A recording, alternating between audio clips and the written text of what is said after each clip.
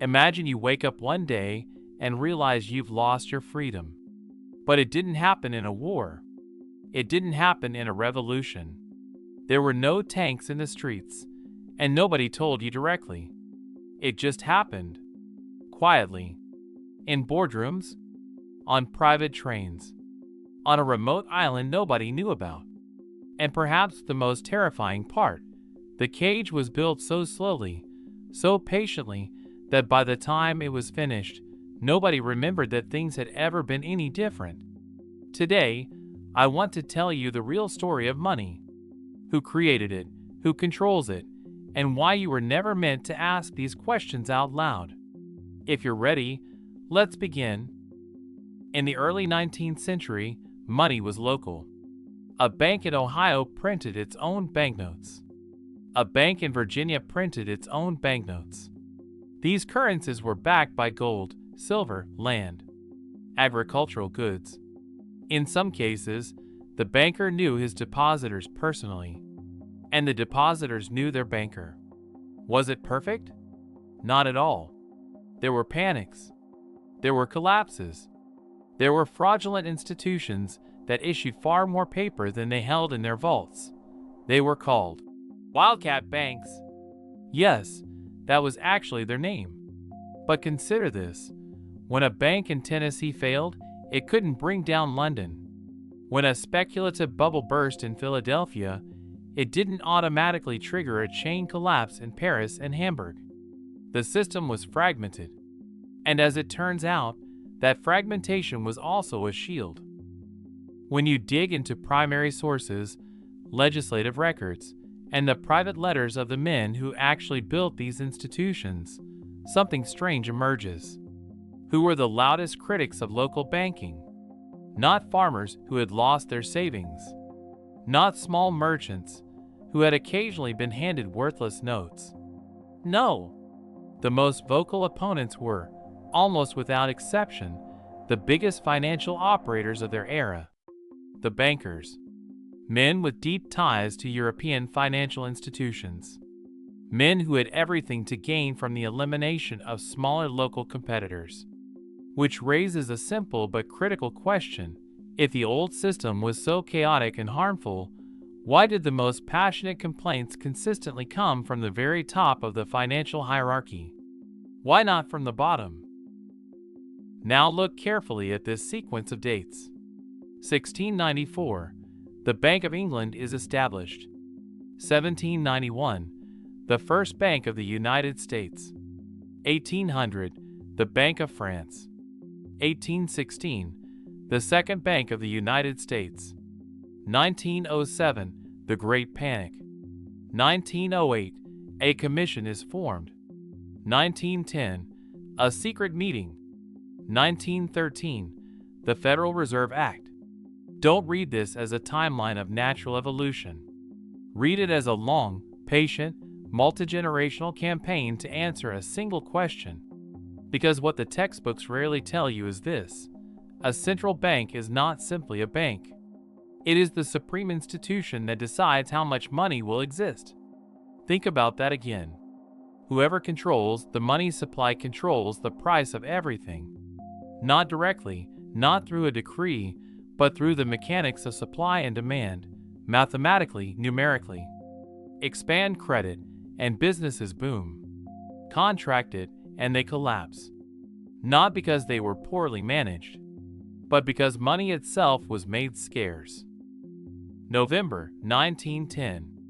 A group of men boarded a private rail car at a New Jersey station in the middle of the night. They didn't use their real names, first names only. Their destination was Jekyll Island, off the coast of Georgia, a private resort accessible only to a club whose membership comprised some of the wealthiest families in America. Funny how these islands keep showing up at the bottom of everything. They stayed for 10 days. When they left, they carried a document draft in their bags. 3 years later, that draft became the Federal Reserve Act. This is not a claim. It is in the historical record. The participants wrote about it themselves. Years later, after the system was already established and there was little anyone could do to change it. One of the participants, Frank Vanderlip, wrote in a magazine in 1935, secrecy was essential, because if it had been known that bankers were drafting banking legislation, the public would have rejected it, and they couldn't afford to let that happen. Those are the words of a participant, his own confession. So ask yourself, what does that tell you about the nature of the institution they created? April 1912. There were 3 men who had the power and influence to organize the strongest opposition to the Federal Reserve Act: Benjamin Guggenheim, Isidor Straus, John Jacob Astor IV. All 3 were enormously wealthy. All 3 were influential. And all 3 had publicly expressed skepticism toward a privately controlled central bank. All 3 boarded the Titanic. All 3 died. I am not saying the ship was deliberately sunk. I am not claiming that at all. The Titanic claimed the lives of more than 1,500 people, and its causes are well documented. But I am noting this. After the deaths of these 3 men, the organized opposition visible in the congressional record lost a certain coherence, a certain funding base, a certain gravitational center. Coincidence? Most likely, yes.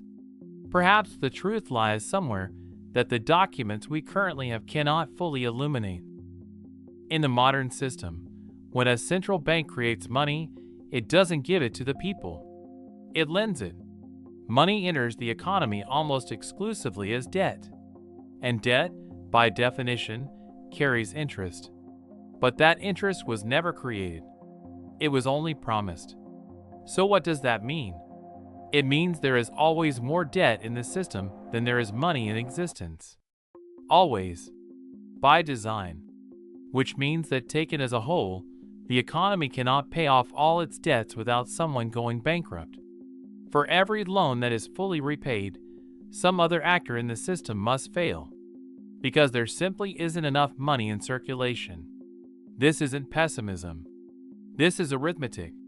Just look at the kind of system that was built for us. Every major economic crisis of the modern era follows the same pattern. First, credit expands, asset prices rise, debt accumulates. Then credit contracts, for technical reasons, with inevitable consequences. Money becomes scarce. Borrowers can't make their payments. Assets are seized. Wealth flows from the many to the few. The Panic of 1907, the Great Depression, the stagflation of the 1970s, the 2008 financial crisis. Every single one followed this same pattern. And what was the solution that came after each crisis? Every single time, the same thing: more centralization. More power handed to the institutions that were already powerful. At what point does coincidence become something else? There was once a form of money issued directly by the U.S. Treasury, backed by real physical silver. No private intermediary. No interest payments to any institution. The government issued it. The government backed it. The people used it. A beautiful system, exactly what any people would want. In 1963, it was gone. Not because it had failed. Not because it was causing instability. The official records show no significant public demand for its elimination. What the records do show is years of quiet, persistent pressure from the banking sector. No debate was held. A decision was made. The instrument was erased. The dollar has lost approximately 97% of its purchasing power since 1913. What $1 bought in 1913 costs roughly $35 today. The official explanation presents this as an acceptable cost of a growing, dynamic economy. Maybe so? But ask yourself, who has suffered most from this inflation? Ordinary people who kept their savings in cash. And who was most protected? Those wealthy enough to convert their savings into property, stocks, and capital. And who controls the mechanism that produces this inflation? The very institution that maintains its closest relationships with that same wealthy class.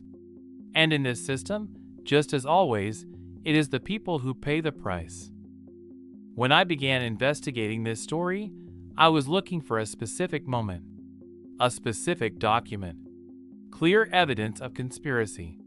Instead, I noticed a pattern: long, patient, multi-generational, always wrapped in the language of rationality, emerging from every crisis with more centralization than before, quietly erasing instruments, institutions, and alternatives.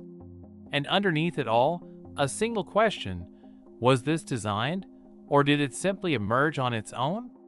To be honest, I cannot answer that definitively from publicly available evidence.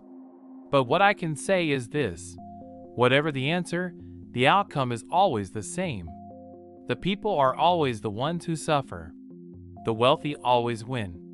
The power to create money sits inside institutions, whose deliberations happen behind closed doors, whose accountability exists only on paper, whose closest relationships are with the very entities they are supposed to oversee. You get to vote, just not on monetary policy. The most fundamental decisions in society have been declared technical matters, left to experts you will never have access to.